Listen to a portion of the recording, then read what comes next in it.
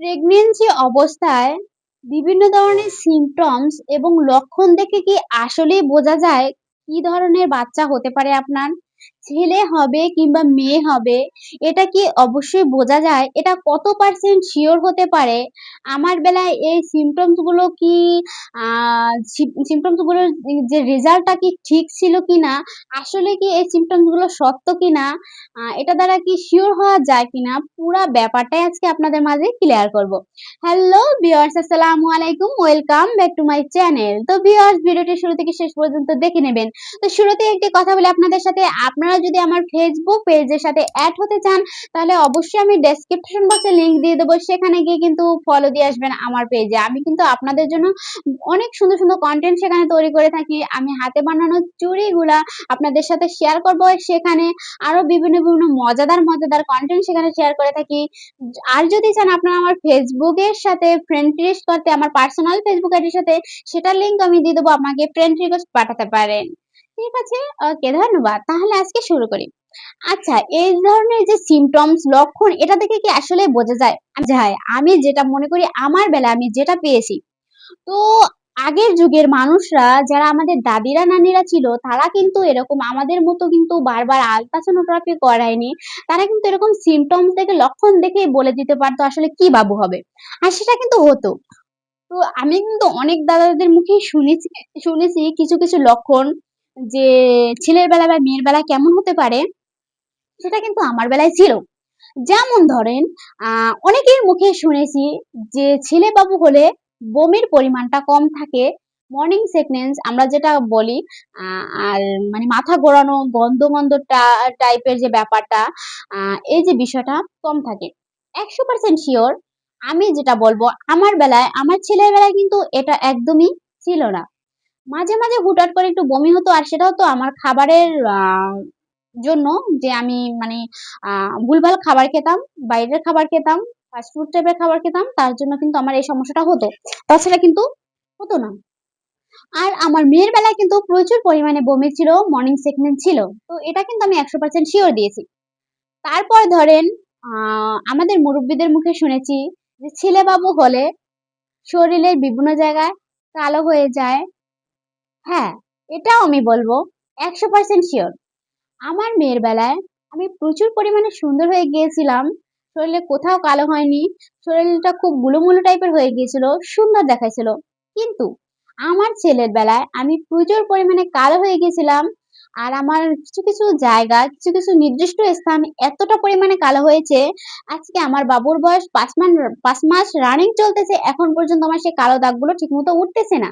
যেতে, যেতে নাকি ১-১.৫ বছর ২ বছর সময় লেগে যায়। যেমন আমার গলার ঘাড়, আমার হাতের কনুই, তারপর আমার তলপেট, তারপর আমার বগল, তারপর আ হাতের কবজি, আঙুলের এই যে এগুলা মানে বিশেষ, বিশেষ জায়গা কিন্তু একদম প্রচুর পরিমাণে কালো হয়েছে। বিশেষ করে গলাটা প্রচুর পরিমাণে কালো হয়ে গিয়েছিল।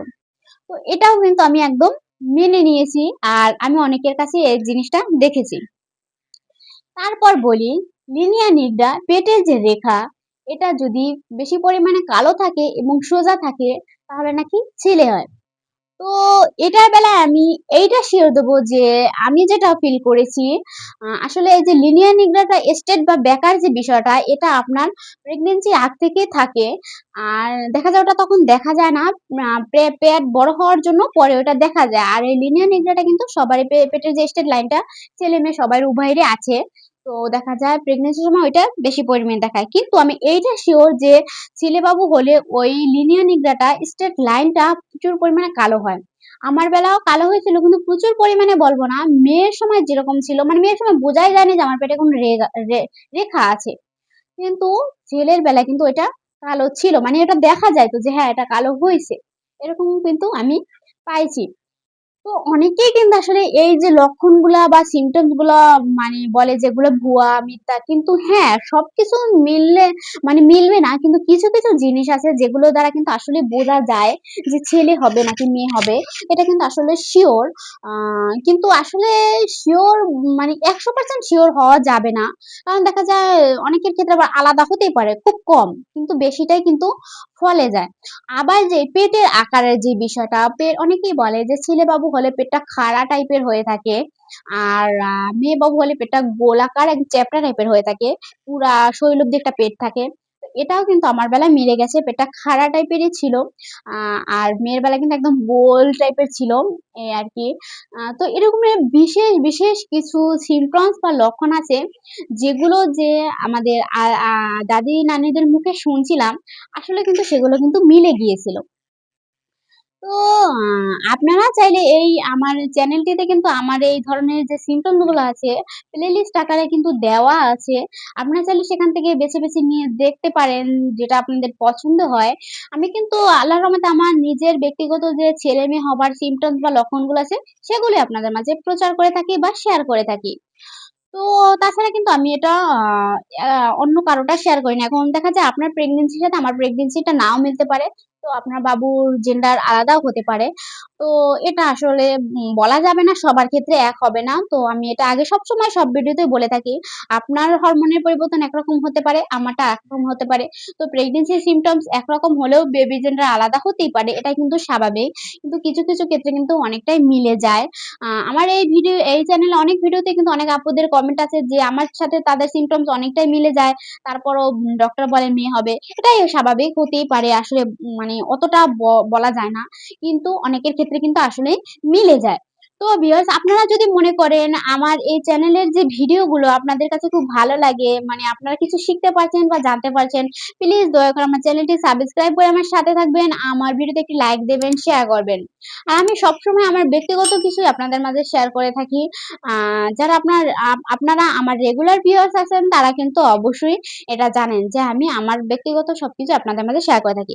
আর আপনাদের যদি কোনো বিষয় জানার ইচ্ছে থাকে, কোনো টপিক থাকে, আপনারা কমেন্ট করতে পারেন। কোনো বিষয়ে ভিডিও চাইলে সেটাও নিয়ে আসবো। আর আমি কিন্তু প্রত্যেকটা বন্ধুদের কমেন্টের রিপ্লাই দিয়ে থাকি। আজকে এ পর্যন্তই। সবাই ভালো থাকবেন। আল্লাহ হাফেজ। টাটা। Bye, by.